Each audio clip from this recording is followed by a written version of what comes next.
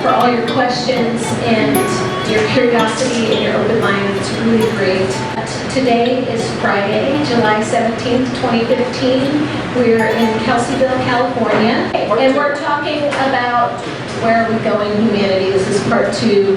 Most of you were here earlier, so thanks for sticking around. Speak up and ask your questions if you have them. And I'd like to reintroduce Michael Horn. He is the authorized American media representative for Billy Meier, and he's just going to pick up where we left off, pretty much. Michael.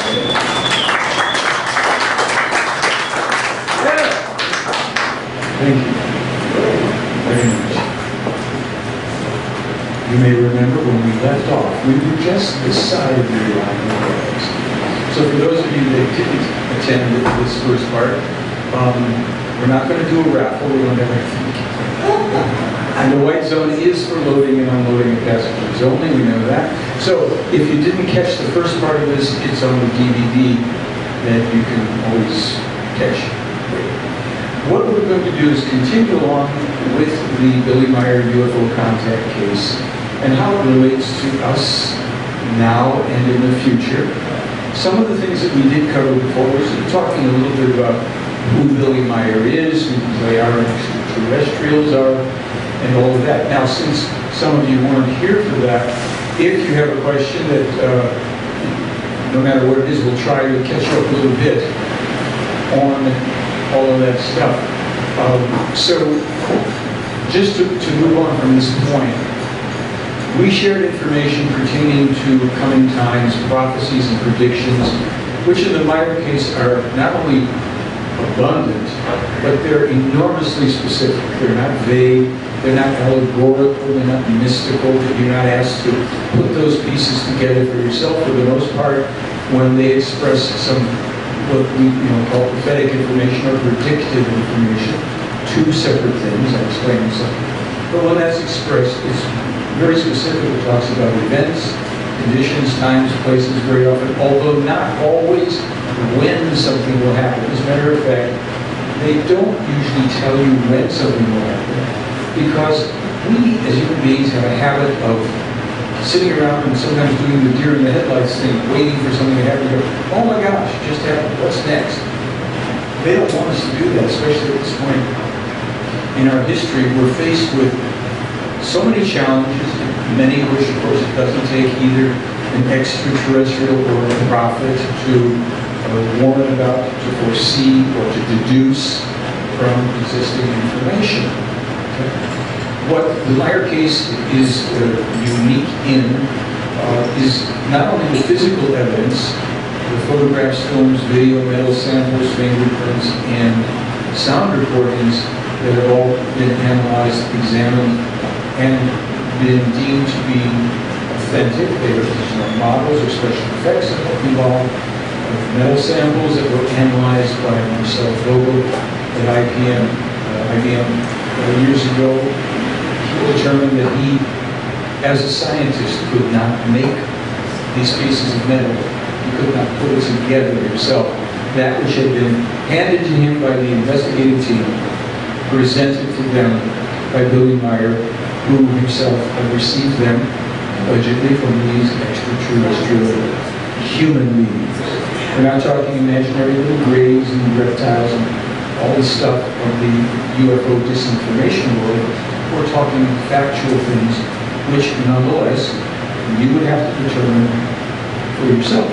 Care to? I'm not asking you to believe any of this. This is information. This is a recap, but just so you know. In other words, there are certain things that I, in my research and using the research of other people before me, and also in the same time frame, contemporarily, we've been able to put together sufficiently to be able to state that it's real, authentic, we can prove it.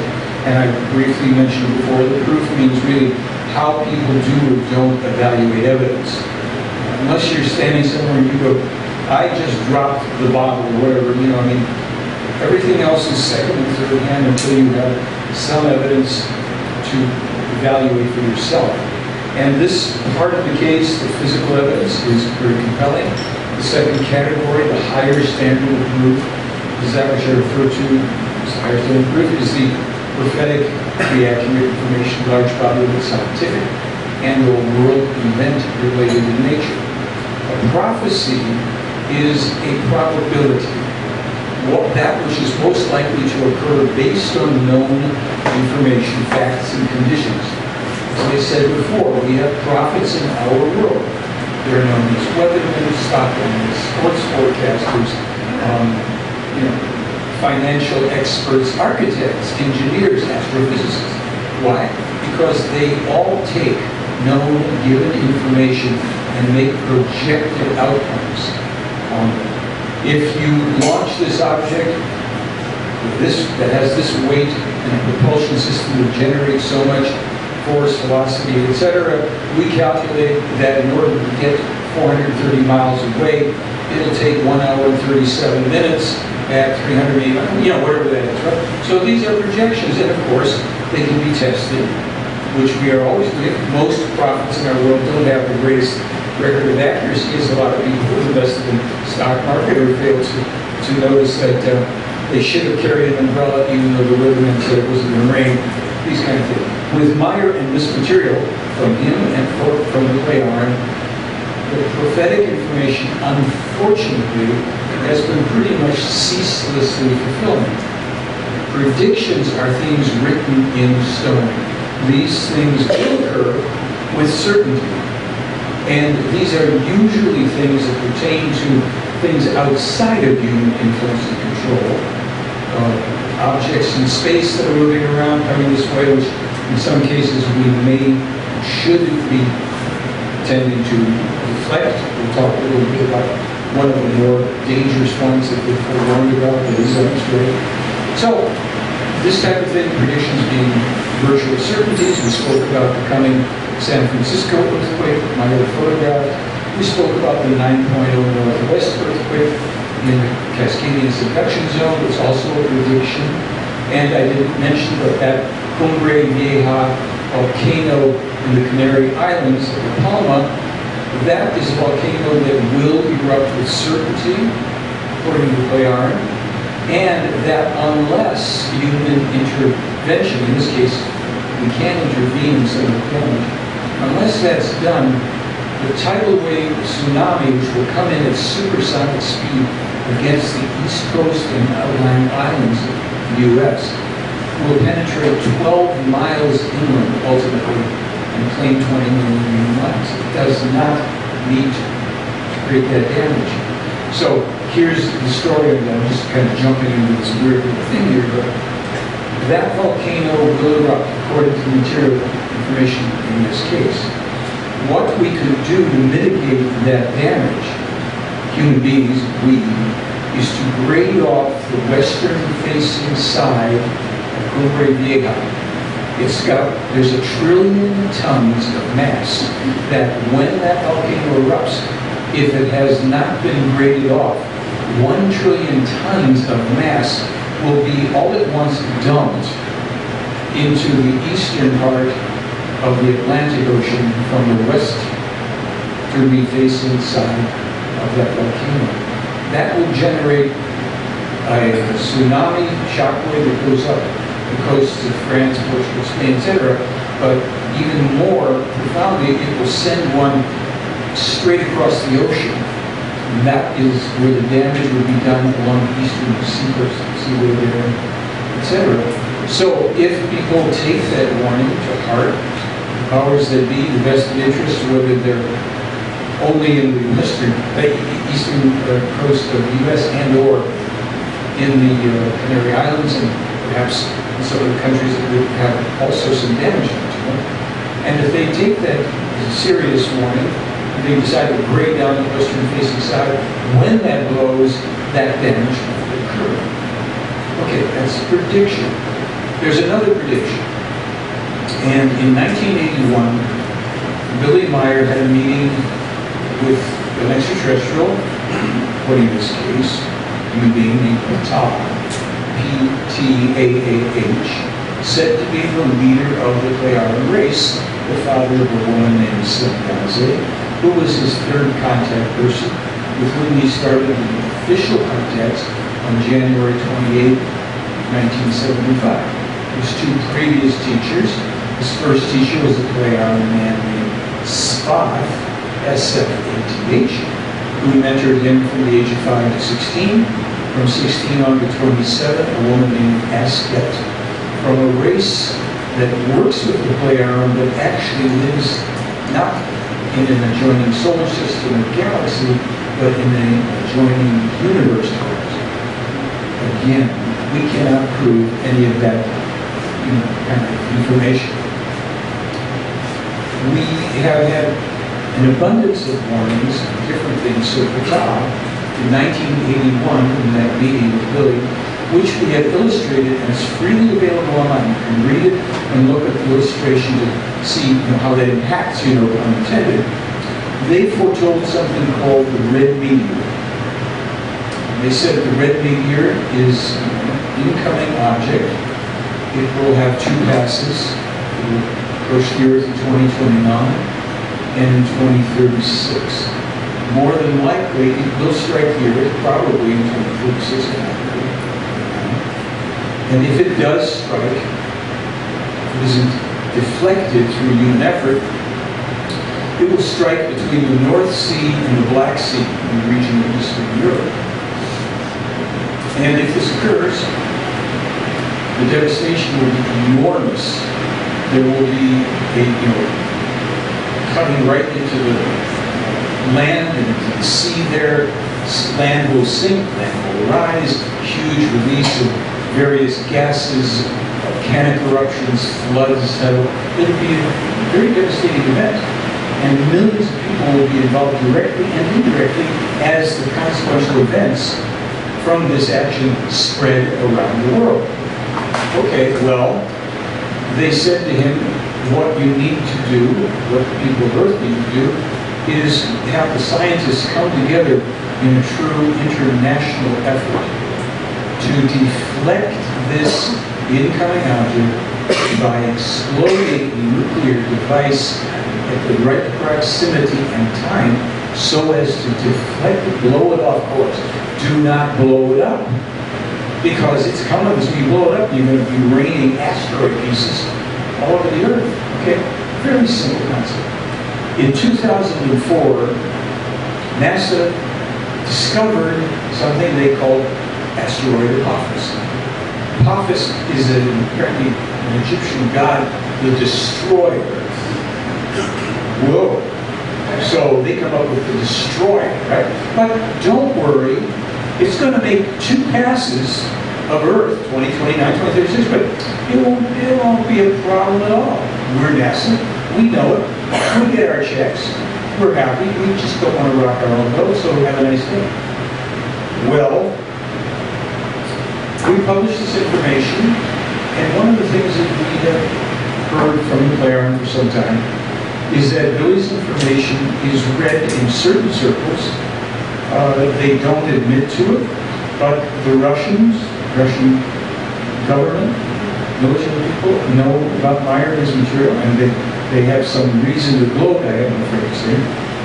The Vatican, Meier was told, I think 9 years ago, the Vatican will start to use some of your material to not to spread the truth so much as to bring more people into the fold. Now, you might notice that recently the Pope really speaking up, protecting the environment and not overbreeding. People, having 5, 6, 8, 10 kids, whatever. And of course, this is core material in the Meier case. So the church is, at least under the current Pope, is doing this 180. Oh, slow it up with the overpopulation. And now they're talking about actual concern for the planet. They're not just waiting for, the guy in the sky to take care of everything. So, the Russians, a few years ago, come out inviting other nations and scientists to participate in what? A project to deflect incoming objects like Apophis. The Chinese have apparently responded to that. Then there's not, around that time or a little later, the European Space Agency starts talking about deflecting incoming objects. Shortly after that, NASA comes out with an announcement, we've changed the estimate of the size of Apophis. Their new estimate is within 25 meters of what Meier published. But of course, nobody at NASA mentions Meier. Nobody at SETI mentions Meier. And I've sent information to these people. You want to be proactive about something? You start getting on their case. Rewrite me out the email addresses. These people are just sucking off all this money, these checks, this nonsense, and they're completely irresponsible. And there are some people in there that know. But they don't want to rock the boat. As I probably mentioned before, I think I have a film here. Last year when the film came out, I submitted it down to ASU. I live in Arizona now. Oregon's ASU, Arizona State University. They banned it. They refused to let it be shown without comment. There was no specific objection to anything in that film. They have something called the Center for Science and the Imagination. So I pushed up science and the imagination, and I said to them, tell you what, hi, I got this stuff. Here's pictures and stuff and all stuff. And Matthew Wiskowitz, formerly aerospace engineer with NASA, Rockwell, and other, worked on the space station. He worked on the space shuttle. He will join me on stage, as will Kenneth Smith, who just retired from Orbital Launch Systems, sent all those rockets up. He was the director of operations. He will join me on stage, both of them attesting to the authenticity, the singular authenticity of the Meier case. We'll make a presentation for free. Oh gosh, I'm sorry, we don't have room on the calendar for anything like that. So I went and looked on their online calendar. There was one event for the month of March scheduled, everything else was empty. And then I received an email from them. I signed on to their mailing list to see what can come of it. Oh yeah, they were having a special program about the significance of the cartoons of the 50s, such as Daffy Duck. Honest. They had already hosted a deep and thought-provoking presentation on the television program Buffy the Vampire Slayer. Their most recent email is titled something about, can we teach robots poetry? This is what is passing for education in the state of Arizona and probably a few other places, unfortunately. Okay, so, Apophis, NASA re-estimates the size. Just within the past 2 weeks of this presentation, NASA's got something to put up online about programs to deflect incoming asteroids. They've never heard of such a thing before, but Billy Meier's material out for the past several years. There's a group that just put out a film called Asteroid Day, some type of a dramatization of what will happen if an asteroid hits the Earth. And they've got Brian May, formerly from Queen, who's a physicist, and these eminent Sir so-and-sos and so-and-sos, scientists, paying each other the back for participating. So I sent information on Meier's Apophis. I have at least 6 articles and press releases out about it. Not a response, not a word. So then they just announced that there's a forum online where people will be speaking about how to protect against the incoming objects. So I got on there again, and interestingly enough, people were reading my blog. About a half a dozen other people started writing about it too. What's with you people not paying attention to the Meier case? Now, I haven't checked their forum today, but as of the other day, it's like everybody's going, they don't want to, because these are people, they want to be in the limelight. We are scientists, which translates to this. 15, 20, or 30 years ago, you were sitting in somebody's class, writing it down and learning how to be a junior scientist, working your tail off to get your degree so that you could be up in front of that class and make yourself and be the expert, like that man or woman's the expert, and then claim that you're a scientist and you know more than everybody else. And then when Billy Meier's information comes out, people say, well, where is the peer review? And I said, he doesn't have any peers. How about that? Any of you gone into space? Are you receiving this information? I don't think so. Not only that, but this is the day of the democratization of knowledge and wisdom. We are leaving behind the age of beliefs, including the age of infallibility, believing means every scientist knows more than you do. We're entering the age of truth and knowledge. Because of the internet, and because of now what we've been able to bring together in terms of information and analyses that have been done on evidence, that you can duplicate the research. You can investigate for yourself. It's all there. You can check out. Was this truly published? When we say it was published, was it really corroborated? Do your own searches. We give you, here's what this, it was published in this article. You can do it. And photographic analyses, the latest ones, there's 3 brilliant new analyses of photo and film. You can go online, watch those, look at those, and pick up what the protocols and technologies used that are available online and test it yourself. All the stuffed shirts were simply used to saying, well, this isn't real, it's not real, and wiping it off the table are now being relegated to irrelevance. People at SETI who don't want to, Dr. Jill Carter said, she put out a couple of announcements about, we want to invite the public to participate in the discovery of extraterrestrial life. We want your contributions. I said, okay. I sent them a press release and emails, of course, everybody can see. Here it is. Here's Meier's information on these things. Here's where you can test this evidence. They're not deigning to say a thing. They're above it. I called, and I got a woman on the phone who was an assistant just working at SETI. She was outraged.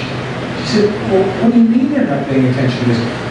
I just looked at your information. Oh my gosh, that's groundbreaking. I said, So she forwarded it on to Dr. Jill Carter, to Dr. He is Seth Shasta.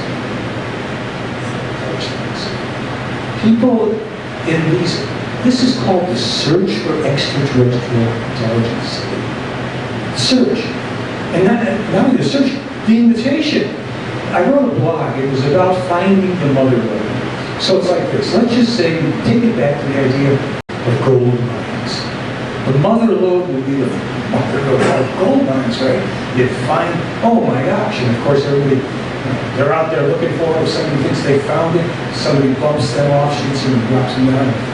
Okay. So imagine, they're all meeting in the local saloon at night. They're all in there, trying to figure out what's going on. And one guy gets up, he says, I found the mother lode. Sure. He says, yeah, hold on, everybody. See this? This is a map. It's a map to the mother lode. I made copies of it. There's a copy for everybody in this room. It's a free copy. You don't have to buy it from me. And beyond that, I invite you to go and take as much as you can carry. It's an inexhaustible mine. It's loaded with wealth, and there's more than enough for everyone. You don't have to take my word for it. Here's the map, right? That's what we've done with the Meier case. So these people, these poseurs and phonies and fakes, searching for extraterrestrial existence, they don't want to find the mother lode. They want to get their paychecks, have their prominence in their positions until the clock says retirement, get out of there and hope that they can get theirs while they can. This is the only evidence I have for these people. And the people, for the most part, the so-called UFO experts in the UFOCI, the UFO community and industry, which is what this has turned into, these are the people that will be the last to know, or at least acknowledge the truth. The Meier case, and I'll answer your question, because this is going to be, as per the other one, interactive. I just want to lay out a few things here. The Meier case, in my opinion, I think I can substantiate it, is what the UFO cover-up is completely, totally, 100% about now. Roswell, it happened, nothing left, can't prove it, it's not the cover-up. The government doesn't know what happened to that stuff. Most people in government don't know anything about Roswell. You can't force the government to reveal either what it doesn't know or what it doesn't want to reveal. You can't do it. The Meier case is that which is covered up, which is why many people don't know much about it. Heard it was a hoax, well, it's that Swedish guy made it, no. So this is what we're dealing with here, and we're going to open this up now so that I can try to interact on your questions and concerns as well. So you have your hand up.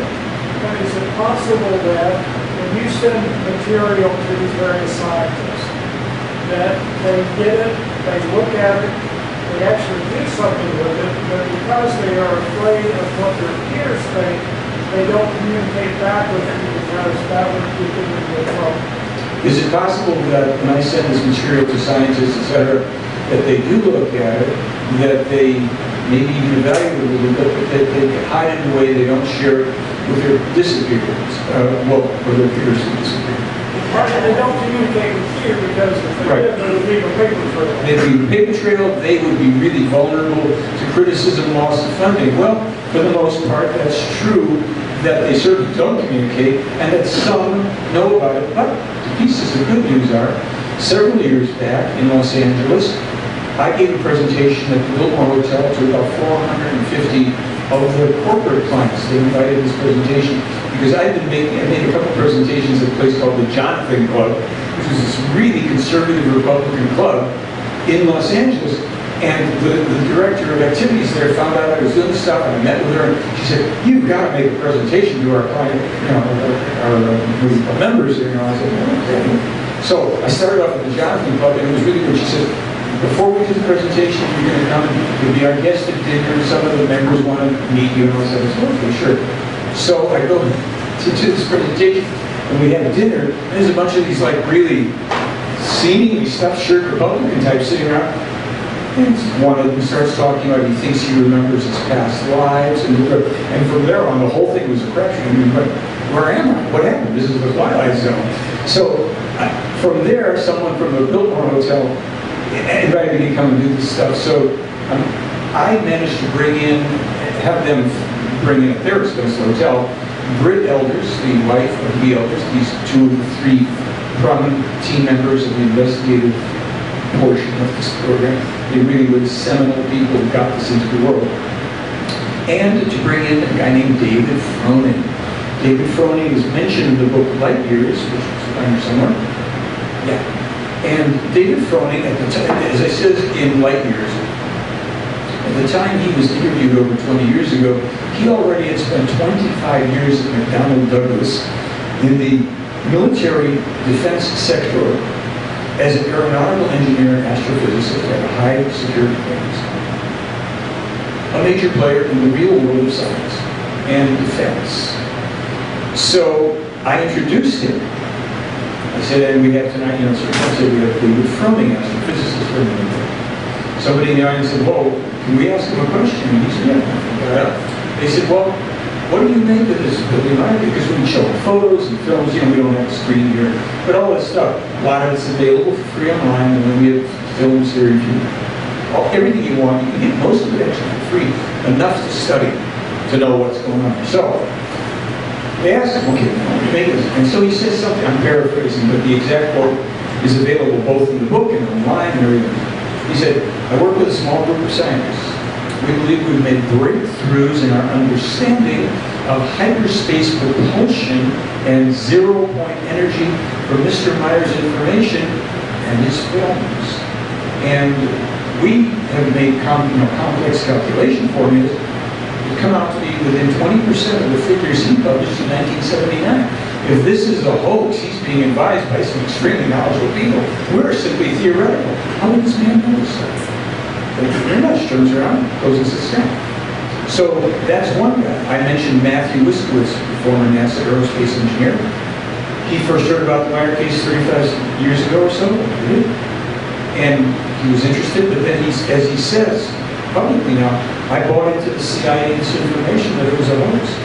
He says, "and I'm glad I revisited this later on, and my goodness.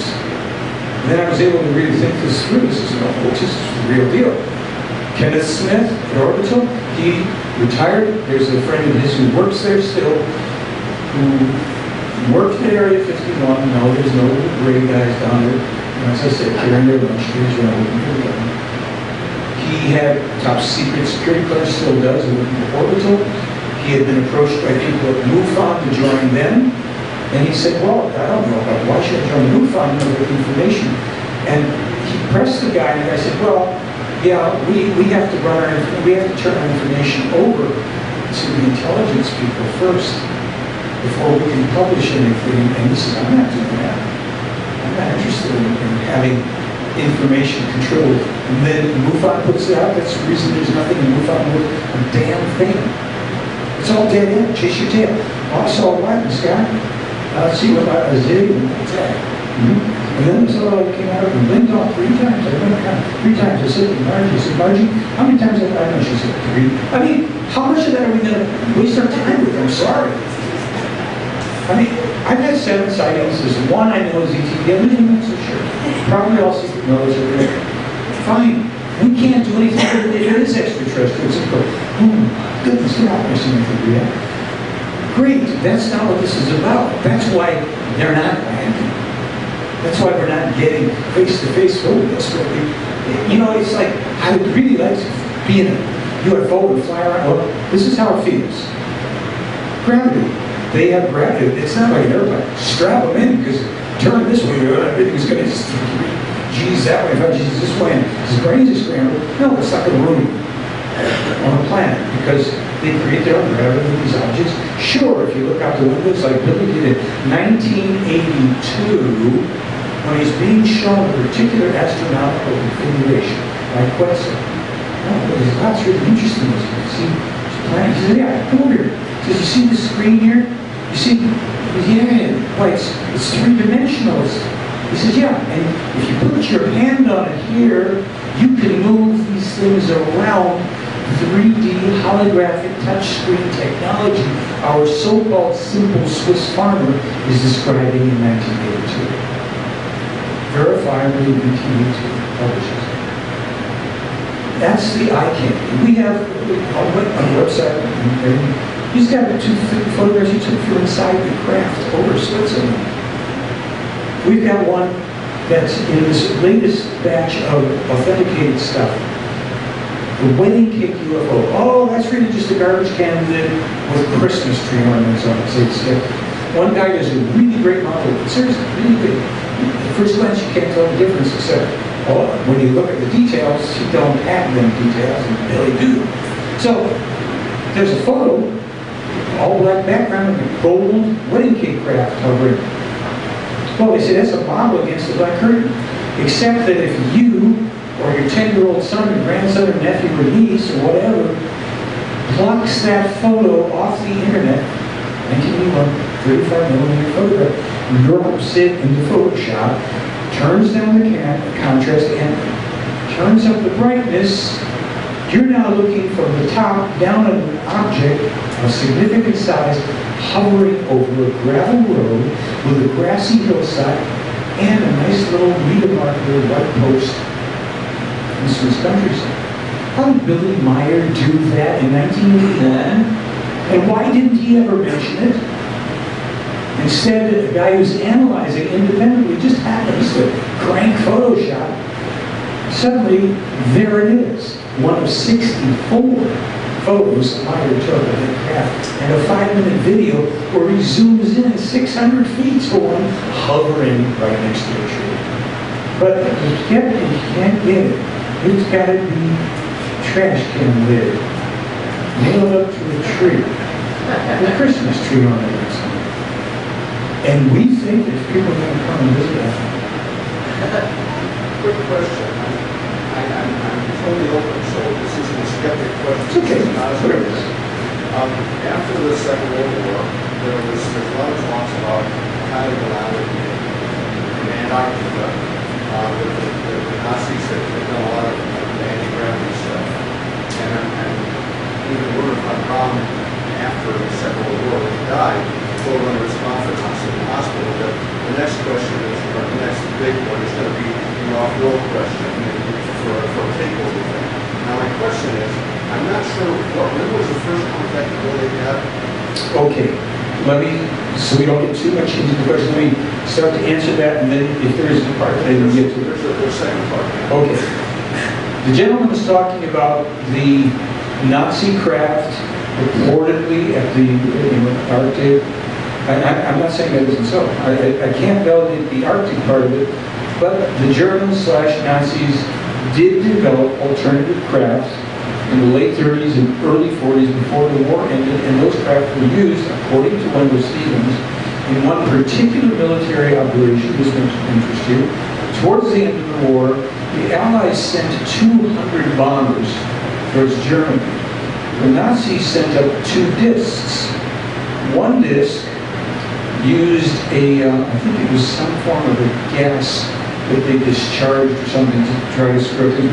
But the kicker on the other disc was, it used a pulsing weapon to interrupt the firing of the engines of the bombers, and they got the lead ones was first, which then are starting to slow up uncontrollably because they can't, and the ones behind them are crashing into it.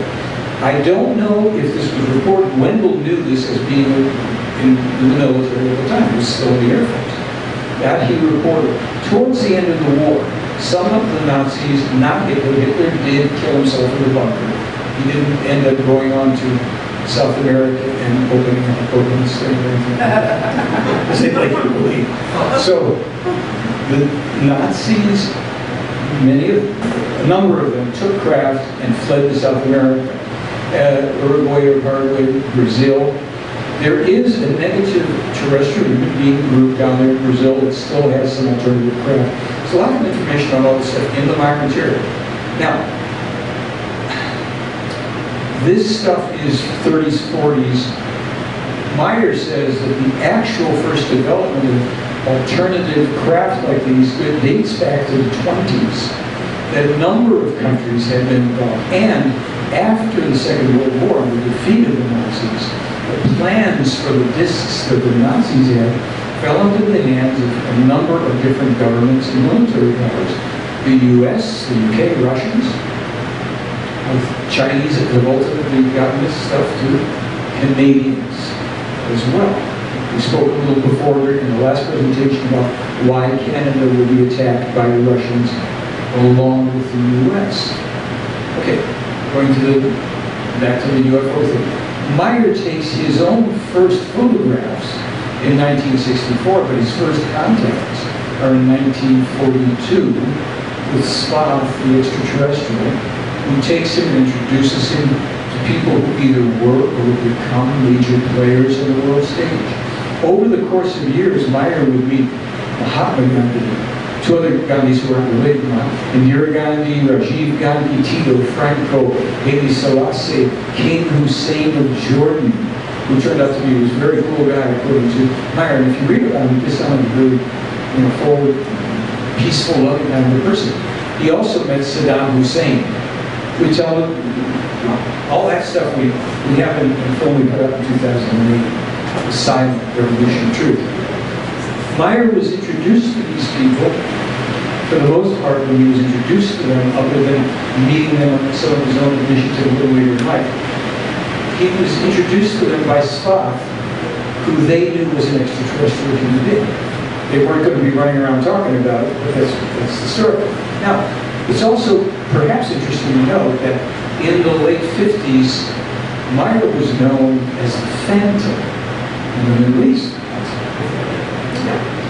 See, he had joined the French Foreign Legion when he was about 15 or 16. He was in there for about a year, learned a bunch of skills and things, weapon handling, fighting, realized, hey, I don't want to be a killer. So he walked out across the desert. One of the few people ever to walk out and survive leaving the French Foreign Legion, let alone walking across the desert. Somehow, there were two people, I think, that followed him for as far as they could, and he had a canteen. They didn't. And so he would taunt them. He'd hold up the canteen and then keep going, so they kept following him, trying to catch up. He was trying to save their lives. If they could motivate and stay, there's so many stories about what this guy's done. Anyway, so he's this guy who's a crack shot and all the rest of this. So he's hired by police departments in West Pakistan, Turkey, and India to bring in serial killers and mass murderers. Not to kill them, to bring them alive. He told me, he says, no, I never killed anybody, but I have protected myself in self-defense. I shot a person or two who was trying to kill me, and then the authorities would come in and get it. In this, in our film, Silent Revolution of Truth, this was the first one where I brought in somebody who was making a kind of, professional quality film. And one of the things I asked Billy to do is show us your weapons, because I knew that he had this background, and not only in the as the Phantom, but he has had occasion to do a little self-defense while he's lived in Switzerland. He shot the head off of somebody who was trying to kill him at about 100 meters, I think it was. Blew the guy's head off. He said, there's a good picture in one of the books. It's like one of those classic stories, the postage stamp. He drank a bunch of schnapps one night, and people said, okay, prove that you can really do this. And they put up a postage stamp, I think, on a card.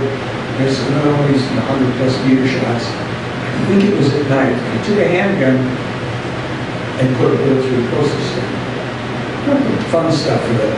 You know, I look at Meier's life as you get Lawrence of Arabia, Indiana Jones, and Luke Skywalker all together, and here's Billy Meier. You know, the Phantom, we got photographs, he's wearing an Arab headdress. He's got a black leather jacket with a Swiss cross on it and a sidearm. I mean, this guy's a rough and tumble character. This sweet guy, nice face, full of, here he is, bringing in serial killers. 2 arms. Pardon? At that time, he had 2 arms. And when he received the nickname of Billy, that was in '64 in Pakistan, still had 2 arms. And at that time, he was dressing, he had sidearm, jeans and what have you, but he also wore black pants sometimes, and he had black cowboy hat. And an American woman from California met him. She said, "You know, you remind me of Billy the Kid. You're Billy the Kid." And so the name Billy stuck. As a matter of fact, if you go to the center in Switzerland, oh, you didn't, okay. Inside the little walkway to his office, there's a photograph of Billy the Kid in the information counters. He was fascinated, too, by the Wild West people in America. I mean, here's a guy that's traveling in space when he's 5 years old. He's fascinated by the Wild West. Okay. So, this whole kind of a thing of having a larger-than-life experience, and as it relates to the UFO part, he takes his first photographs in India in 1964, up to 8-bit craft in photo. So those look more like old classic light UFOs. And then there's a bunch of them. There's a single object, asteroid ship, hovering over the ashram that he's studying Buddhism at. Oh, so 1998, something interesting happens. This is the one that 64 of those photos. I should mention that in '64, an article appeared in the Statesman, the New Delhi Statesman. That's a newspaper there. It's very reputable. It's not like a trash bag. It had been around already for about 100 years at the time. A reporter for the New Delhi Statesman with a picture of Edward Albert Meyer, kind of wide-eyed as the color I have. And we're talking about the man, the saucer man, whatever. And the reporter is describing, looking at Meyer's photographs of UFOs, 1964. Okay. Not only that, he describes a very unusual photograph that we put inside of Revelation 2. What is that? Meier, photograph of Meier sitting cross-legged on the ground. Behind him is a spider from the ashram behind his head. And in the sky, floating above his head, is a giant white cross. Now, my nose was up to this photograph, taken with a 1940s Kodak Bellows-type camera. No special effects. No adhesive tape, no bleeding of the photograph. So, people go, well, what's that? Why is that? Asket, his second teacher, who was mentoring him during this 11-year period, generated this cross in the sky holographically in 1964. My take on it, the reason for it, as I interpret it, is this. Here is the prophet of the new time. I went to this in the previous presentation, so you can catch up on why the prophet was. He's sitting on the ground in India, which is where Emmanuel and some of his followers and family went after the 3rd day, after the crucifixion, when he had been healed by the healers from India who came into the rear entrance of the tomb of the crucifixion, because this was foretold that it was happening and they were on their way. And during those missing years in the life attributed to the fictitious, character of Jesus Christ, for whom not one historical document exists from that time. Of the 60 or so historians living in that area during the time of supposedly Jesus, not one ever mentioned a man who could walk on water and raise the dead called Jesus Christ. As I said before, Isaiah 7:14 mentions Emmanuel, Matthew 1:23 mentions Emmanuel, and in the Meier case, and the Talmud moved to Emmanuel, they're talking plenty about Emmanuel, how he survived the crucifixion, went on to India after preaching in different countries and being thrown out of all of them, received by the people of India, along with his mother Mary, and a number of other people who traveled with him. When his mother Mary dies when he's about 45, 48, he marries an Indian woman who bears him numerous descendants, one of whom is named Joseph. 70 years after the crucifixion, right around the time when Emmanuel was about to die, 110 years of age, he takes the original writings of Judas, who was not the betrayer, trusted friend and scribe, written in Aramaic, on scrolls or sheets, wrapped in resin-encrusted animal skins, hightails it down to Jerusalem. Nobody knows anything at that point, 7 years later. Jesus hadn't quite been invented enough, and the word that he was spreading out, he didn't know anything about any of this.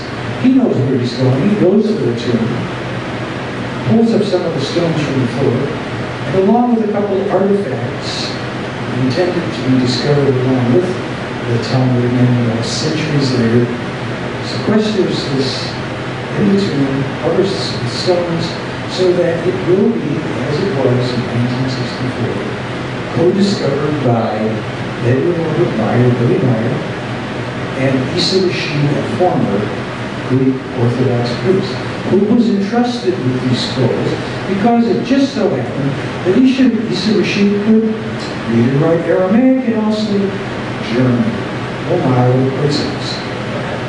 Okay, we can always go into a little more about that, but I'm just trying to get some of this established for you.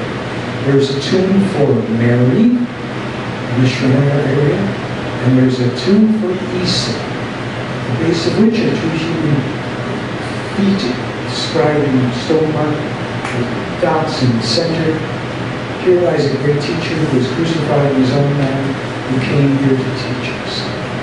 About 110. So, again, this is not to be adopted as a belief system. People go, I don't believe that, you can't, don't worry. I believe it this way. That's fine.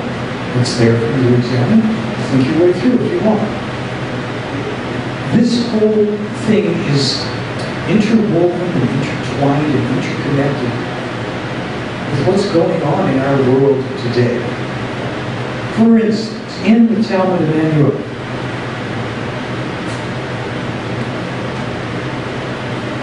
this is an out-of-print translation that has since been corrected, and I can explain a little bit about that. It's now fully available in German, the portion that survived. I guess I'll say about that. So when Meier entrusts scrolls to Isa Rashid in about 1964, and several years later, Isa Rashid has finished translating in his spare time about a third of the scroll. He sends it on to Meier and says, hey, listen, here's what I've got so far. Me and my family, we got to kind of get out of Jerusalem here because there's some powerful people from a couple religions who know that I have something important and it's not safe for us anymore. Okay, so Isa Rashid and his family flee. They leave Jerusalem and they go into Lebanon, into a refugee village. And Rashid sequesters the scrolls in a wall in one of the buildings there, right? So within a week's time, the Israelis just happened to pick that village to come in and decimate, bomb it to nothing. The building is destroyed, the scrolls are destroyed, and Isa Rashid and his family just make it out alive, and they flee into Iraq. Meier learns that about 4 years later, Rashid and his family are machine gunned to death by the Mossad in Baghdad. They're gone. No more translations, the scrolls. Okay, so we get what we get. And it gets published. I mentioned before that James Zero, the former and late professor from Oregon State University, thought it was Bible books, examined it, tested, came out with his own findings. This is the original document upon which the book of Matthew is based. Not the other. Okay, can't get too much into it. But in this book, it's very interesting There's a lot of interesting stuff in there. As I mentioned during our last session, what we refer to as the original real quote-unquote Lord's Prayer, Emmanuel's prayer to one's spirit. In here, Emmanuel is excoriating the scribes and Pharisees. You generation of vipers, you're familiar with this, right? He says, as you have persecuted the prophets in the past, so you will persecute me. But in 500 years comes another man, another true prophet, whose teaching is truth you will not recognize as you don't recognize what I will. He will be a true prophet, but his teaching, as is the case with mine, and prophets before him, will be falsified, turned into religion, and it will be falsified further into an evil cult, whose followers will give your people no peace until the end of time. If the distant descendants of your people do not make a just and conciliatory peace with the distant descendants of the rightful owners of these lands, and this prophet's name will be Muhammad. Lord. And in the Maya material, they have a whole bunch of stuff with what Muhammad actually said before it was corrupted by his cousin Omar and the caliphs and all this stuff. And it's, of course, consistent with the spiritual teaching and the valuing of women and children. He didn't marry 9-year-old girls. And all this stuff is put up. But it is not, it's not the spiritual teaching responsible for what we now have with radical Islam. And radical Islam has to be distinguished from Islam and Muslims per se. People can believe in a religion and not be fanatic, degenerate, conscienceless mass murderers. The IS, or ISIS, or Al-Qaeda, or any of the radical fundamentalists, these people are not even followers of true Islam, because none of that is in Islam. You're not to kill innocents, it just isn't sanctioned. And they are doing the most degenerate things, corrupting young children to assassinate people. And so, here's the problem. In 1958, in the letter we discussed in our last presentation, Meier warned as retribution for the Christian Crusades centuries ago. Radical fundamentalist Islamists will go around and perpetrate irrepressible worldwide terrorism. Irrepressible worldwide. Now, okay, so I was 7.5 weeks ago, whatever, with Billy in Switzerland. And I filmed a few clips, and I had to put them up online. They're all dated. I asked him about it. I said, okay, so what's with this IS? Because in last November, they sent me information, said, please post this to the candidate petition, whatever. And this was very unusual to get from Meier, the player, because their thing is peace. You know, what they want from us is to reclaim peace, love, freedom, harmony, all those trite little things that if only we had, but we appear to be so tragic. They're not. They are among the real foundational cornerstones of what it means to live as a human being, right? And we just gotta learn that. Okay, so I said to Billy, okay, what's with this IS thing? Because in November, what they sent was a request that we notify people, send it to the president, etc. There must be a true international military force of at least 300,000 well-armed soldiers under top-level military control and guidance to go and apprehend the now more than 100,000 lunatics that are just raging in the Middle East and or otherwise coming into the location. We put up a petition, didn't get enough for the White House to see it, however. And people, not taking it all seriously. So what Clarence had said, and what we reiterated, if they are not stopped, and these are people that will have to be arrested at best, probably have to be eliminated because they are so fanatic, they cannot be rehabilitated. They do not have any longer the conscience and consciousness to to be reasonable. So they must be offered the opportunity to surrender, otherwise confronted directly militarily and eliminated. Otherwise, our world may go back to the dark ages, literally. That's how bad this thing is. You have to know, this organization, the IS, is funded and controlled to a degree, at least supported, by the royal family of Qatar. One country is one series This is a huge, huge funding that goes on. They are basically supporting terrorism. It's a brutal reality, but it is what it is. They fund these people, and these people have also appropriated hundreds of millions of dollars from banks in Iraq and stolen it. So it's a pretty rough shot. They're saying, you have to understand, your world may go back to their ages. Now, look at what these people do whenever they find ancient artifacts, cities, structures, sculpture. They destroy. They crucify children. I'm not going to paint the nasty picture. It's inhuman what's being done. And it's not just over there somewhere else. It's really saying, no, everywhere. To our country too. In the 1987 document, not prophecies, where among other things, as I mentioned in the last presentation, Meier says, after the destruction, 1987, after the destruction of the WTC, the World Trade Center by terrorism, the United States of America will go on a worldwide push for control of all countries, economically and politically, under the guise of peaceful globalization and fighting terrorism. The destruction of the World Trade Center will be only the beginning of events to befall America that will be unbelievable to the people of Earth. Now, keep in mind one thing. This man does not ever use the word. Will be unbelievable to the people.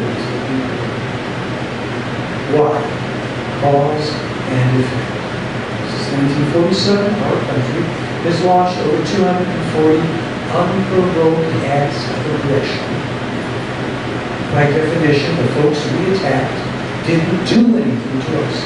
We have bombed them, started wars with them, destabilized, occupied their countries, thrown out newly elected, democratically elected, authorities, representatives, presidents, assassinated people right away, created terrorist squads, raped countries, liberal rights, and all this stuff. Cause and effect is a dumb law. Push the pendulum out, and then it comes back. Now it comes back as a wrecking ball. It comes back as a wrecking ball. Can we do anything about that? At this point, it's too late to do anything about much of it. Did you say that there is a possibility that we are living in the dark ages? The gentleman asks, is the possibility we're living in the dark ages? Certainly in terms of religion and consciousness and what those two things are fighting against each other and a lot of other things. Look, in terms of, excuse me,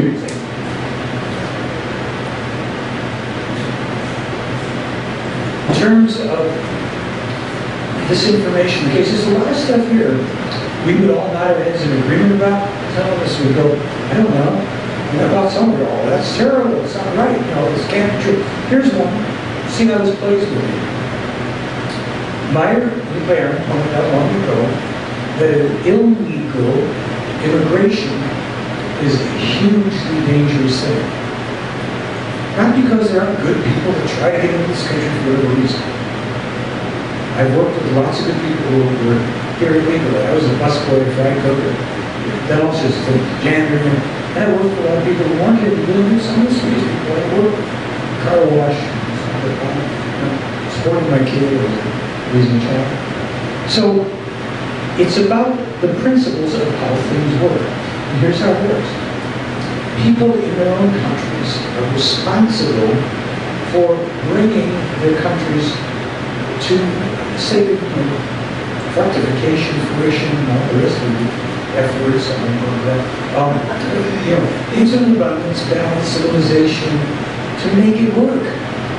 And for better or for worse, and in many cases, this country managed to attain certain levels and standards of development, healthcare, education, blah, blah, blah. But when people who come as economic refugees, and Meier distinguishes, we're not talking about people fleeing war and revolutions who should be offered asylum.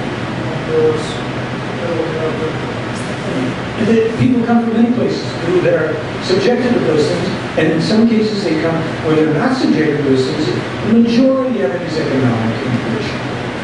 The people who come have not been educated, quite simply, to know you're responsible for your own life, for how many children you bring in the world, for how well you can or can't maintain your life and the life of your family. And we understand there's many places also, many of those, not all, but many of those countries were dominated by the Catholic Church. Go forth and multiply. Don't stop. Don't subtract. Keep multiplying, because as you multiply, you're putting coins in the coffers for the church. That's what we care about. And you are our flock. Poor little children who don't know anything. We are great old fathers in this. This is dumb. Obviously, we know this. So the problem is that a lot of people then push the borders, and what they call the Meier is false human and humaneness, false compassion. Let everybody in. In the last segment, I spoke about this physician that I reconnected with after 50 years, and I thought he was a pretty liberal Democrat. I haven't discussed politics. But I said to him, saying that, and I didn't take this, but I really, after learning as much as I have about all this stuff, I take a very liberal view of immigration. I think it's very destructive. He says, oh, you think it's destructive? He said, I work in the medical industry. I said, yeah. He says, do you know how many emergency rooms we've shut down? How many billions of dollars have been just wasted in the system, from our point of view, have been spent for people who are not citizens, who came here illegally, who thereby would be depriving others who would pay into these. And he goes through the whole thing. So it's kind of like, here's another way of looking at it. And I don't know if we can call this illegal immigration or not. I created a program that I call Regenerative Movement for senior citizens and people coming from illnesses. I taught it for 16 years. And I worked with COP in California, 70 people's homes. I created it because when I was much younger, I managed to get myself into 9 car crashes. Anything with rubber wheels, middle body, if it moves, it's going to hit me. So, and I was in braces and taking all these pills with pain control and muscle spasms and whatever. So, when I was like 24, I couldn't even get off the floor. I was pretty arthritic and I'm climbing up a foot. But then I started to learn how to rehabilitate myself. Some young lady started teaching me a little yoga, and then I started to do something which is now kind of good. You know how you have foam rollers now? People are lying on these rollers and rolling into us. Well, one day I had been basically homeless in New York at this point. Some people were letting me stay in their places, and I was in somebody's place, and I still had this back stuff going on, and I happened to turn, and I saw the bathtub, and I thought, hard edge, and I thought, what would happen if I start to lie on that immovable, unyielding? So basically that, plus my body started to do automatic yoga for hours at a time. I was like, oh, one for the right, where are we going now? We're doing this, and I'm doing all this weird stuff.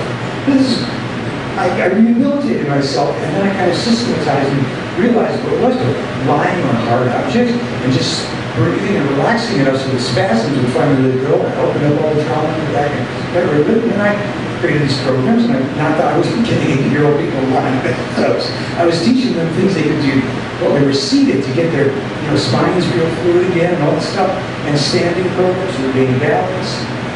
And I had this little career I created for myself. So, all this wonderful stuff, there I am attracting all these accidents and everything else, and I figured out why I'm telling you this long loose review of this story. Oh my goodness, where did I go? So, in the course of this, I get hired by different private facilities in Los Angeles for seniors and late middle-aged people, not quite senior. And I end up with a couple facilities that are run by Russians where I've got a very high population of people, very nicely dressed people, predominantly women, and a few men that survived to come with it, who are coming to take my classes like there's no tomorrow. Oh, it's all very nice. These facilities are owned by the Russian mafia, who's learned how to play our system so well that there were people in these facilities brought in from Eastern Europe, Russia, and India, who never paid a penny into our system, who were somehow drawing housing money, I think Social Security, food. Unbelievable how they worked the system. And they're very crafty when they want to work some with the Russian mafia. They're very crafty folks. So, of course, naturally, I didn't go to complain to anybody about that because the Russian mafia takes a dim view of unnecessary attention. Not that I could harm them myself. Okay, so here you get these ideas that we don't understand that a responsibility lies in our countries, where we live, where we've been brought up. Yeah, it's rough. What you do is you turn to a country that's more developed and say, help us out. Give us some educational materials. Maybe you want to invest in businesses. Here, invest in them and train us how to do this stuff so we can be like you. We want what you've got. Not this goofy open border. Just let everybody in because we're loving, nice people. Yeah. This country is going to have, according to my material, from 1981 and 87, we will have 2 coming civil wars. In material from a couple of years ago, they told us that by 2020, we're talking anarchy for the most part in this country if people don't wake up and redirect. What are you going to choose from Hillary Clinton and Jeb Bush or something? Nightmare. I wouldn't follow either of them across the street. Yet people are supposed to vote for these times? Okay, it's another story. But this is what we're talking about. See, the polarization that is being deliberately promoted. This is deliberate. I don't care whether they're Republicans or Democrats. People that are the real string pullers behind the scenes, they're essentially apolitical. They don't care. They're not patriotic or anything other. They'll move to Belgium as soon as they'll move to Boston. Wherever they can have the base of power. If it gets too rough here, they're off to Uruguay, whatever. But they want to go reap and rape the resources and the money and the people. In 1958, Billy Meier warned that the coming EU, the European Union, which wouldn't exist for 11 more years, would, along with the United States of America, work to biochip every human being on the face of the earth and control their every living on this. You think that isn't already underway?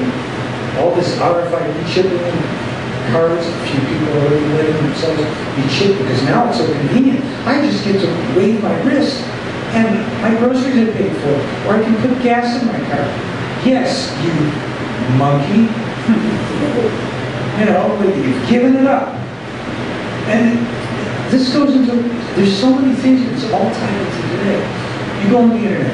The people that attack the Meier case the most are on forums where they're all named things like UFO Laser 97, Star Warrior 14. In other words, it's all screen names. I know some people here might have, but let me tell you why this is not a good move. I confront people and I said, you're not posting on my blog with a screen name. Give your name. What's this anonymity thing? Well, we need anonymity because the powers of stop. As Billy Meier already published before Snowden did, the NSA, Microsoft open door into your computer, we have it online dated, before it was revealed. They told me, they said, the Windows program, it just gets it embedded into your computer and everything else, and every computer, your cell phone, everybody. So people say, well, powers that be, they know who you are. You're keeping yourself hidden from your fellows. So if, UFO Laser 81 gets hit by a car and is in the hospital or worse, nobody knows who that is. Maybe some people who know him is, Bill Smedley. Hit by a car. They don't know he's this character online. So other people who might be interacting with you, who might know you online, they can't. Your strength isn't in anonymity.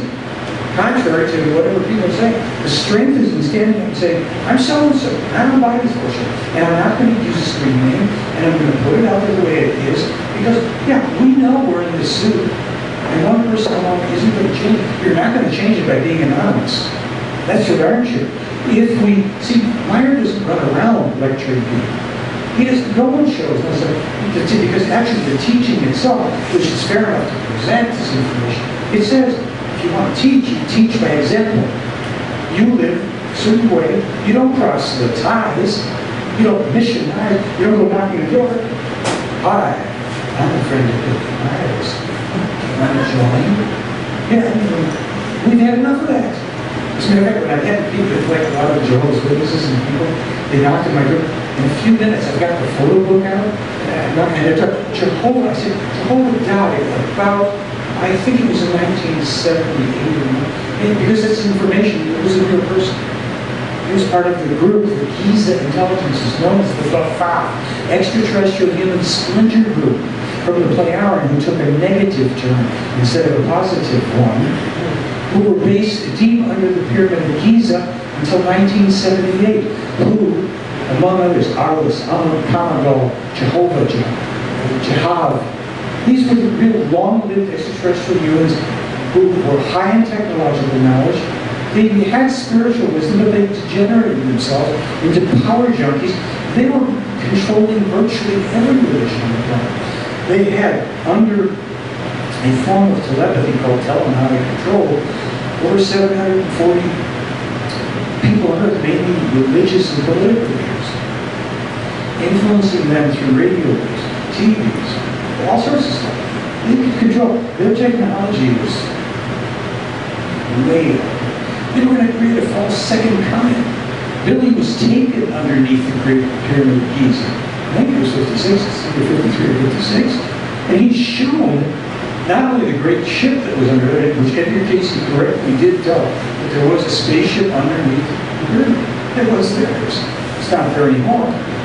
And here's the cool thing.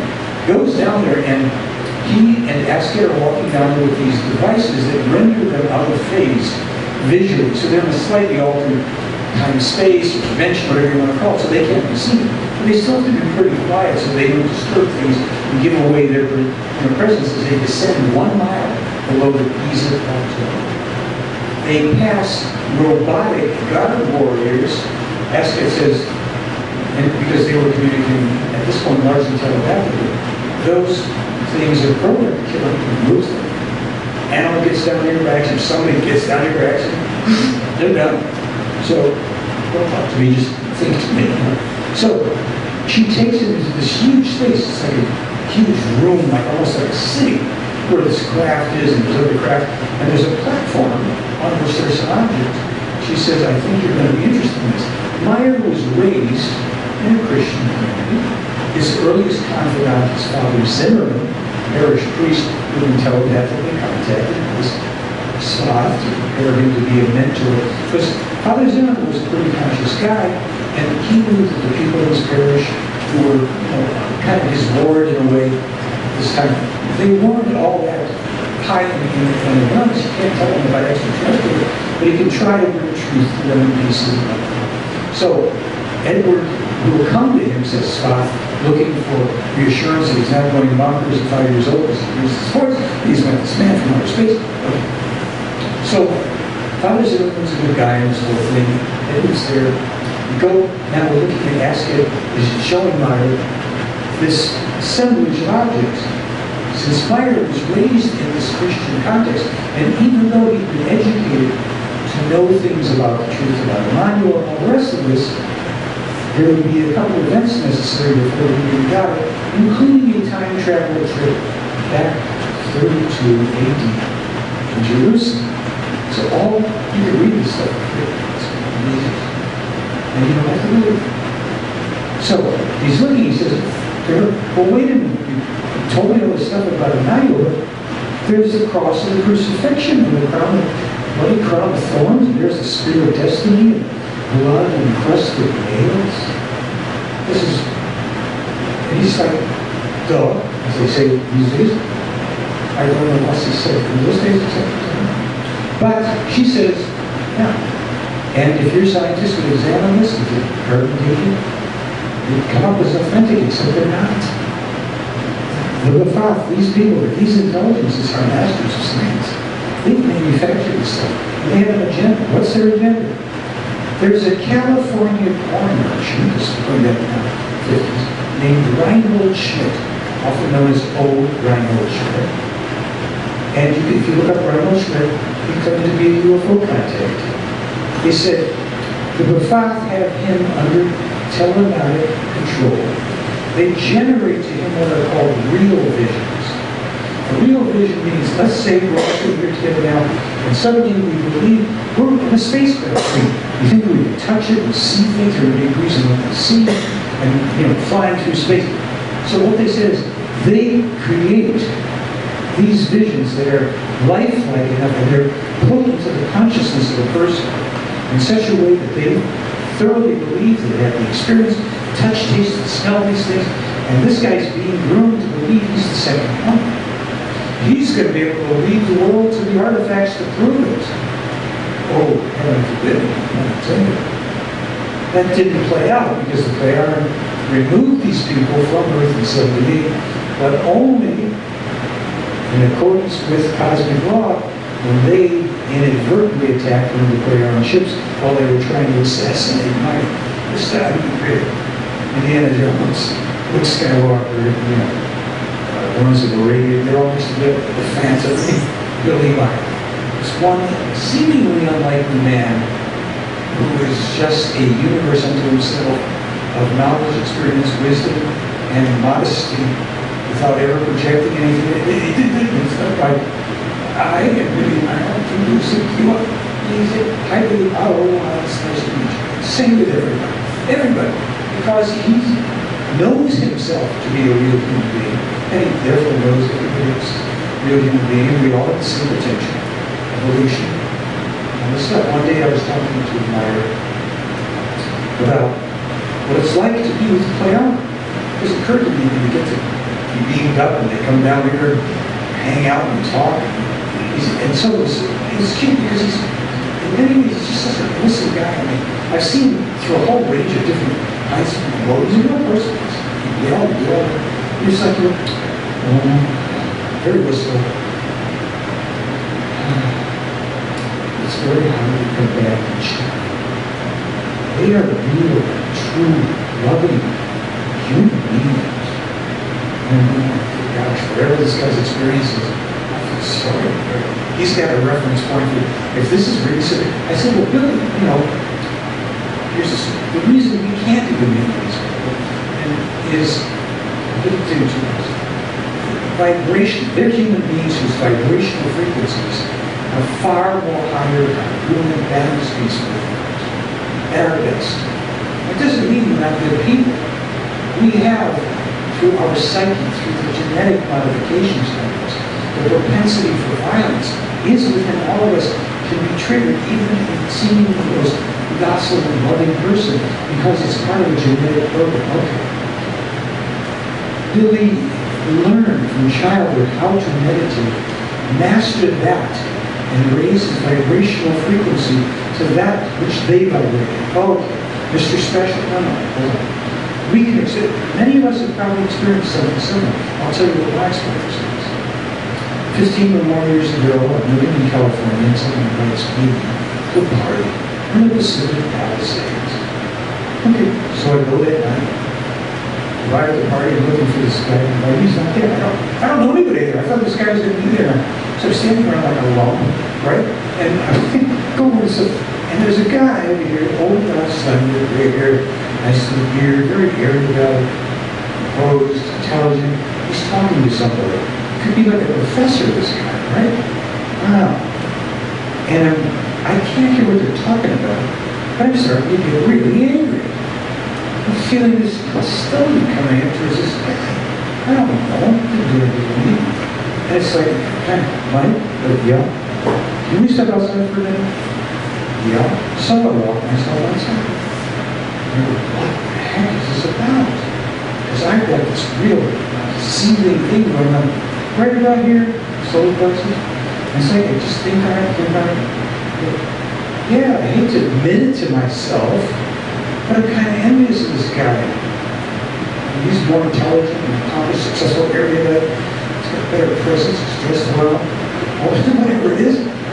So I'm resenting him.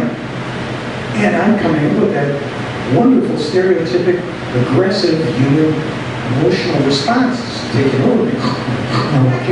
You know, so it's the experience is going to. So I got that. And I was so happy I got it. As bad as I felt about what it was. Really, I'm very wild, that kind of stuff. So I thought, I'm going to work on it. So fast forward, I'm sitting with Billy one day around this time, I asked him this thing. Oh, I should finish that part. It was funny because Billy says, oh yeah, well, I'm done this back and forth, so I'll finish the aggression. Okay. So I'm sitting with Meier one day, I got a pencil. I picked up a pencil and write notes. I asked him to. And suddenly, whoa, Mr. Solar Plexus starting to pulsate in there. I go, hey Billy, it's really weird. You know, I love you. I'm feeling this hostility. He was typical Billy. Well, you know, there's the positive, and there's the negative, and there's the neutral, where it will be. So yeah, it's pretty good. But a little robust too. So yeah, controlling myself again. Then I thought, you know, well, did he just relax enough to let himself kind of vibe that way? So here's how that's connected. So we're talking about other people. I said, well, Billy, he's loving people. You know how to adjust your vibes, and you can be like that. Can you not be that way with your family, your friends working? And say, oh, it would be very dangerous for you. It took me like only a few seconds about that. Well, of course, because if you can be with these people vibrating in that truly open, truly loving way, which isn't just New Age, you know, everybody's smacking each other, break up, come on, step out of it. Loving everyone. You gotta love. It's an action, it's not a feeling. It's like you hold the awareness that you're interconnected with everything that you're doing. This isn't just how you feel in the moment. Because when you truly love, you can be out of sync with people, emotionally a little bit, feeling-wise, liking, disliking, but you love them. So you're always holding the best. You support the best. So he knows that if he moved into that truly unconditionally loving place, that kind of a vibe would actually provoke fear and aggression towards him. Pleiara can't be with us because if we come close, they're not using the protective element device.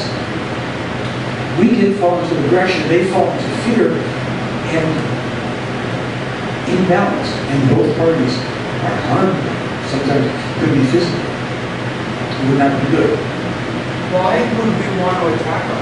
It's not that we want to attack. Here's part 3, and we'll lead it to the other experience that you may be able to relate to. Think about it this way. I don't know much about this environment here.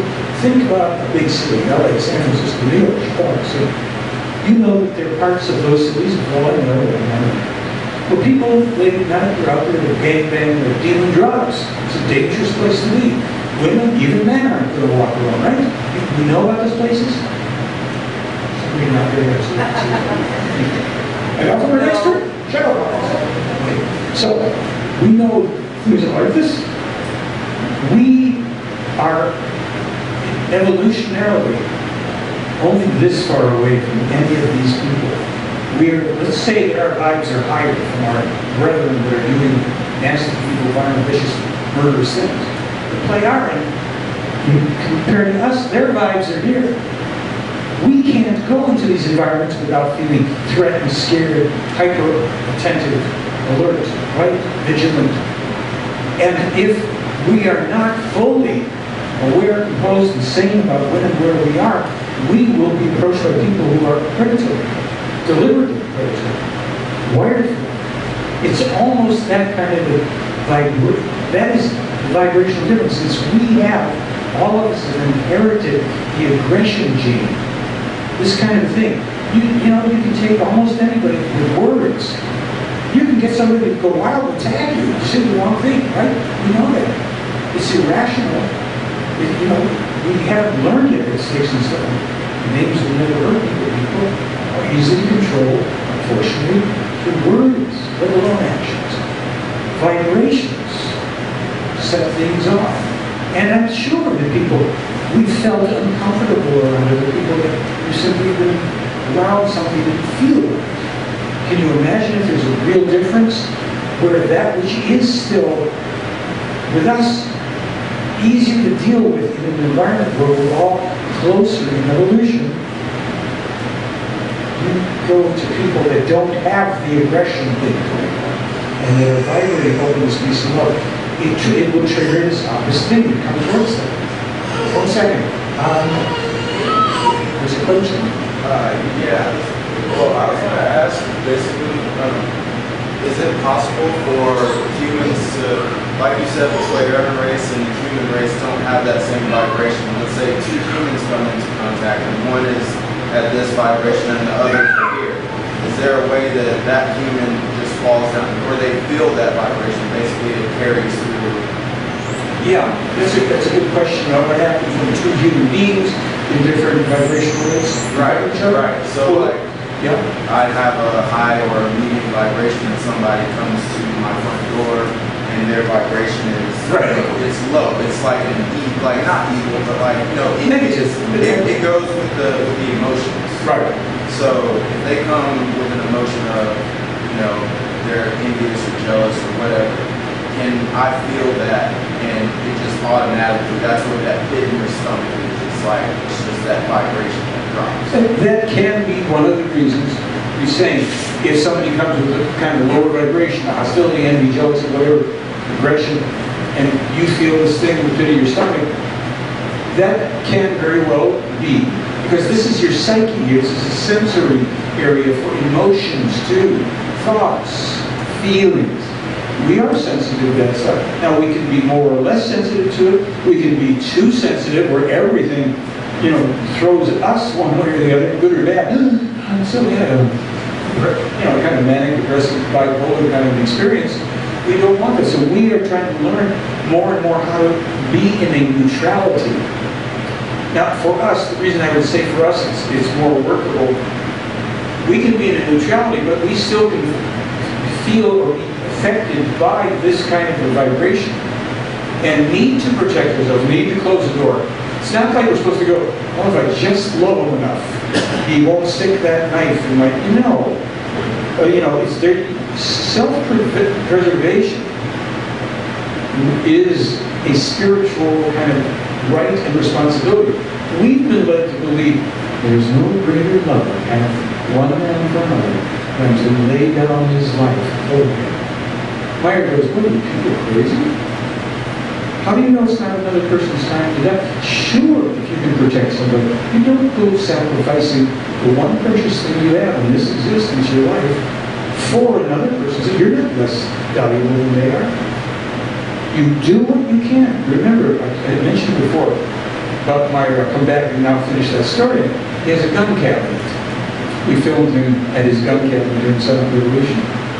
So, my partner in this film is a young German guy, he's about 28 at the time, speaks beautiful fluent German and stuff. And Billy's, this is my Kalashnikov, and here's my Colt or whatever. And he pulls out another gun, and Jack says to him in German, isn't that a bit aggressive with all these weapons? And Billy says, no, and this is my bulldog revolver. So he explains it, he says, you see, it is a right and a responsibility to protect your life and the life of others if you can. That is the only time it is justified to use weapons or to take a life. You should try not to take a life when possible. But if someone is trying to take your life or another person's life, you don't roll over. Oh, of course, I'm turning the other cheek and stick a fork in it. No, you defend yourself, you escape, you protect. You don't buy into this pussycat image of a guy named Emmanuel who didn't just roll over. This is the guy who's turning over the tables and, chasing the Pharisees and scribes and profiteers out of the temples. He wasn't lost on a cross, guys. This was a real, passionate, strong, evolved person who was of the time, as was Muhammad. They weren't pussycats. They knew the truth. They knew how difficult it was to put it out there, how people would be misled, things would fall, whatever. So, with this idea of someone coming to the door with this lower vibration, or passing you into whatever situations, we are still closer in vibrational proximity to our brethren maybe somebody's on drugs or alcohol and they've lost control of themselves and their aggressions up. It's crazy under those conditions, right? So we have these sensors to protect us. We don't have to try to struggle to neutralize vibrations and all the rest of this stuff. We need to act wisely to protect ourselves, remove threats, and all the rest of it. The difference with people who are already evolutionarily out of the game we're still in, even though we're maybe more evolved than gangbangers, we're still in the game of having enough aggression to get crazy if somebody says the wrong thing too. We're just more civilized. So those who don't work on that level of aggression and greed and violence and climbing over each other for pieces of paper and silver, they are not going to, they don't face that type of thing in their life. Can we raise our vibratory rate? So can we raise our vibratory rate? Of course, and that's very much what this is about. But to be honest with ourselves, this is an ongoing work in progress.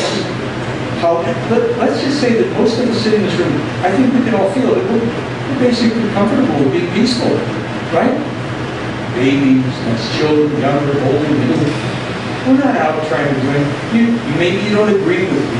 There could be people here, maybe even in the last group as well, who really say, oh, this is just a statement. This is angry, but nobody's throwing stuff, right? No tomatoes across my shoulders and then to dodge anything. Because we have control over ourselves. We're here to develop more and more control on a thought basis. For those that didn't get it before, part of the core teaching in the case, the eye candy of UFOs, prophecies and predictions give us the foundation of credibility. And we come to the spiritual teaching, no beliefs, no religion, study, apply, might of the thoughts, book here about it. How do we think? What do? We take 100% complete self-responsibility for everything in our lives to the highest degree we can. Some things can be outside of our control, of course, but we barely try to take control of where it all starts. We see things as they are. We have to do that. That means you're going to have a rude awakening if you ever really look at politics, politicians, religious leaders, and the rest of it, because if you see things as they are, and you allow your inner wisdom to come forward, it ain't the way it's presented. And this has been working on us for millennia. We're seeing things as they are from a neutral, positive perspective. See it for what it is. Then, if you don't prefer what your thoughts are, the feelings they're leading to, the actions that you then find yourself taking, then you change your thinking. You control and change your thoughts to preferred thoughts, but don't go band-aiding it, even though affirmations can work when you know what you're dealing with. If you apply affirmations over unrecognized realities and issues, it's a band-aid. It's like, you ever notice that really, really rich people don't have that little sticker on the refrigerator? I'm a wealthy, successful person. They got that. They know it, right? And this can be true on anything that you're looking for. Somebody who has a given thing, they don't keep programming for them like that. They know how to work it. So we have to learn to know how to work it, which means we have to know what we're thinking. We can program other things.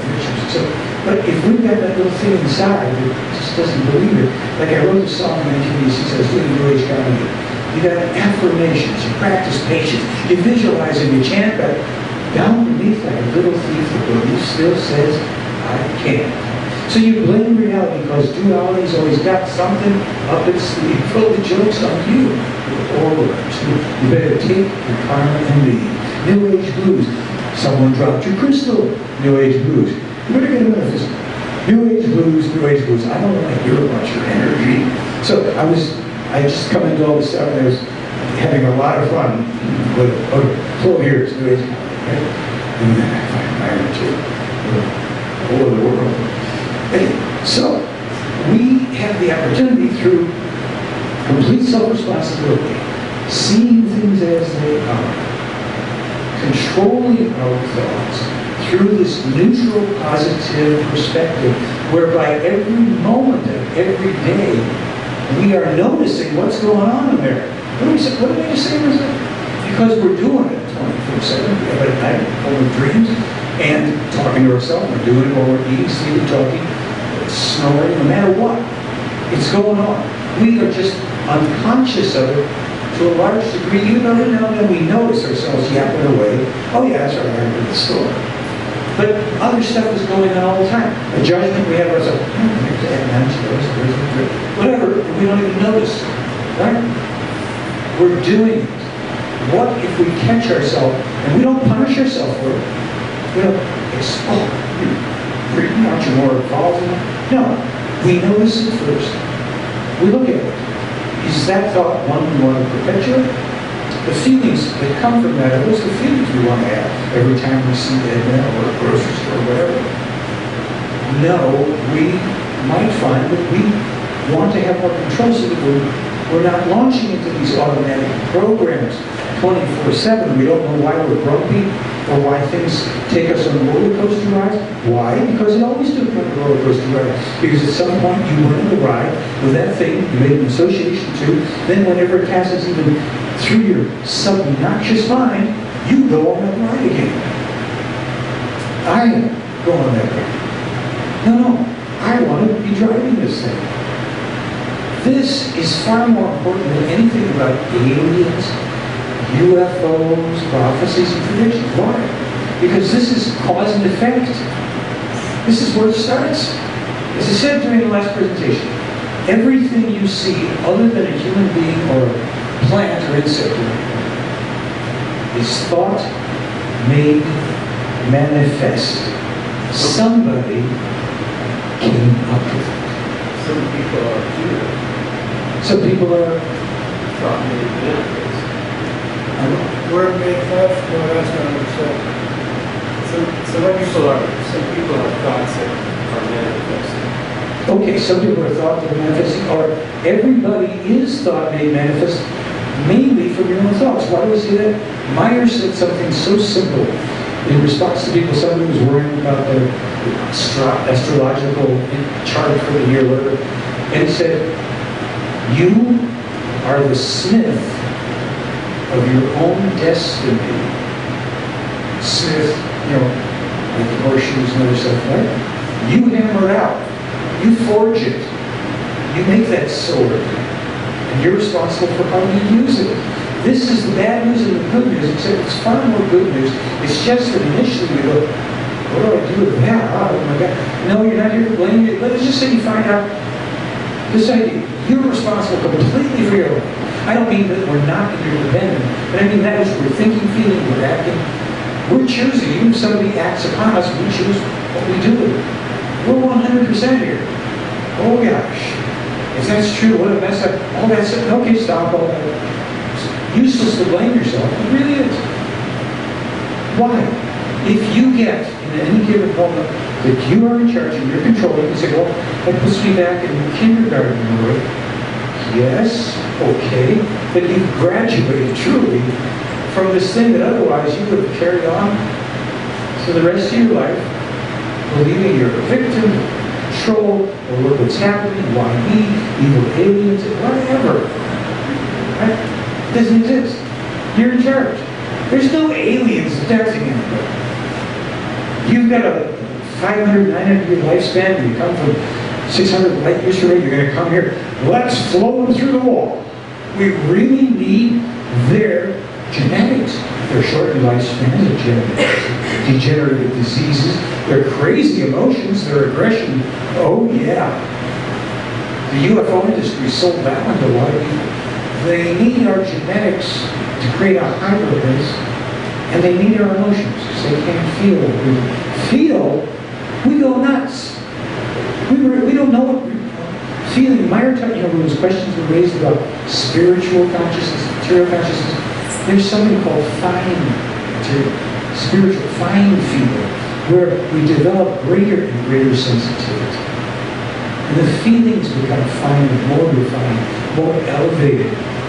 Not just the baser and coarser ones that we're familiar with. And I don't say that everybody just has base feelings. A lot of us have finer than base feelings, but there are even finer and finer and finer levels of feeling. So if we want to, it's like, don't go looking to worship extraterrestrial. Be an extraterrestrial. Well, what do you mean by that? Well, you mean spiritual teaching thing here? Meier writes the spiritual teaching for the Pleiadians. They're already 8,000 years ahead of us technologically, and they say it's probably about 30 million years in spiritual development. We can't imagine it.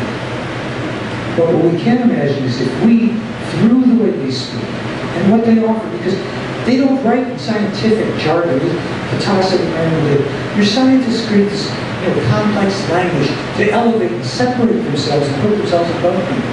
We can express these things in understandable terms. We can refer to the terms your scientists use, but this is what this is. There's 7 forces in the universe. You're only aware of 3 of them. You cannot, or 4, you can't reveal those to your scientists. They're not, real, if you will, really hyperdoxic. Scientists, they were. No, they're so, this is this and that's that. Follows the laws of this and that. So that we are fully capable of contemplating, dwelling on, and educating us. I jumped into doing the research on the scientific information that was being corroborated in my case. I have 0 background in science. I have 0 background in philosophy, formal thinking training. I was a folk singer and a painter, okay? Now you might say, well, I like doing what? I just revived my singing career because I didn't want to only do, kind of left brain stuff, presenting information. I like my creative stuff too. But by reading the Meier material, how they spoke to each other, I learned what it meant to think and think logically and deductively. How to get into a frame of reference that was rational, evidence-based, logic-based. In all this material that I've read in English, I only heard them say, Picasso, I believe. What it was, Billy had said, this woman in Austria, Picasso said, I believe the name of the woman you're thinking of is such and such. Other than that, they don't believe anything. They don't know everything, but they either know or they don't know. Belief does not take any place in their existence.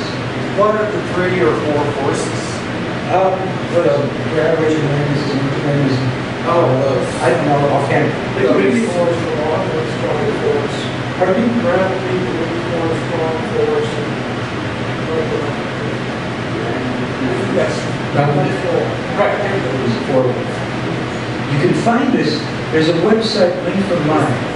Now, if you do, even if you just search on our website, they fly, and you search for force, strong force, you're going to get links to the future of mankind British site where there's a contact where it's fairly recent one where he's talking about this, and they say, Billy, you can't talk about the other 3. Your scientists haven't found it yet, and it would lead too far. They're getting, weapons. That's all people can do with information.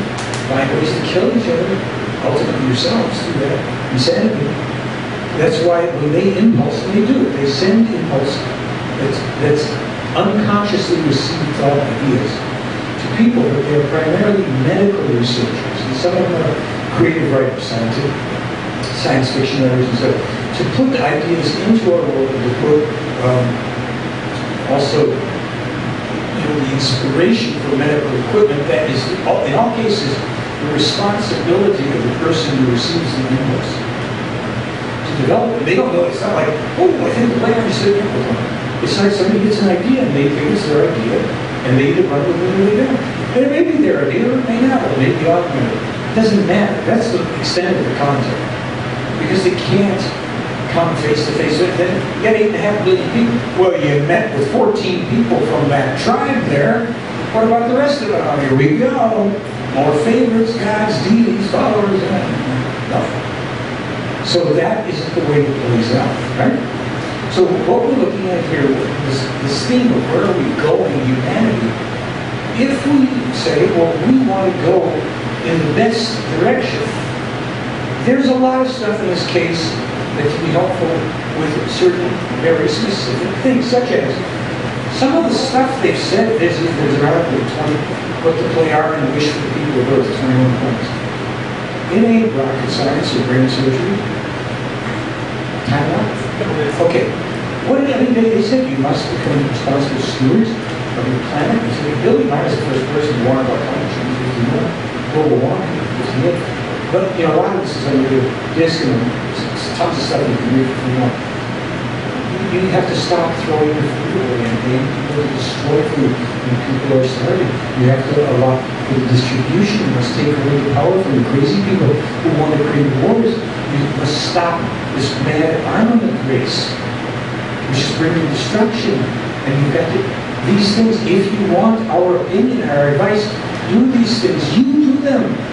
You, the people of Earth, you are responsible. And here's how you can really get yourself in that place. Here's the ways, learn to think. The might of the thoughts. Billy walks you through it. And you read this book and go, wait, I only read 2 sentences. I think I gotta read those over. There's something about that. And then you're testing it in the workshop of your own consciousness. So, to wrap this at this point, tons of free info. Films, I've got 4 films here, including just a couple copies left of Billy explaining how spiritual teaching works in everyday life to people. I've got films on, one of them is 54, I think it's 55 specific corroborations of prophetically accurate scientific information, interviews, all this stuff. It's available. But you can also just go to the website. Mine is davefly.com. You go there, it's linked to a whole bunch of other. It's linked to translations from other translators. You could be busy literally for weeks trying to go through this material, digest it, challenge it, question, understand. If you have a question and you write it to me in an email, I will answer you. It just takes me a little while to get through stuff because I've had over 5 million visitors, over 5.5 million visitors. My website from 164 countries. My blog has visitors from 150 countries. You can go into the blog and participate with other people all over the world, discussing all the facets of this case you want. And I put up new blogs all the time on topics, and then people get in there and talk about it and try and keep it straight. So, I want to thank you, everybody, people, Carter, Snoop, everybody that's worked to produce the event, made it possible to let you know that we will be here to do this, and that we can have this material, plenty of free material, other things that you'd love, it's fine. And I invite you to look into it and see what it means to you. And once you know, what will you do? Okay? Take questions privately after this. The time is up. Okay? This one should address everybody. How do you, Billy Meier, get it? Okay, really quickly, can I just I found the case in 79, the photo book. In 86, I got the documents and translations. In 88, I started to see it was connected to the outside world. In 99, 2000, I joined a study group in Los Angeles, and I was talking about it one day meeting Billy. They said, well, you can just become a quote-unquote passive member, just a little more of a step. And then you can go to the meetings in May every year and meet Billy. I went over there in 2000, it was my first visit. I've been there 15 times. In 2004, I asked, can I officially represent you in English language, American Web? And I'll do it for free. You don't pay me, I don't pay you, so we're independent. So if I don't know if something's really right, I'm not beholden to a party line, which I know you don't want to be on. He said, of course, we're happy with that. So I'm in the second 4 years of that agreement. And it's free, it's voluntary, it's because I wanted to do it. Other people could be doing it too if they want to. And in other countries, they just have to come forward and talk a little bit with those folks. So there it is, okay? So I thank you again.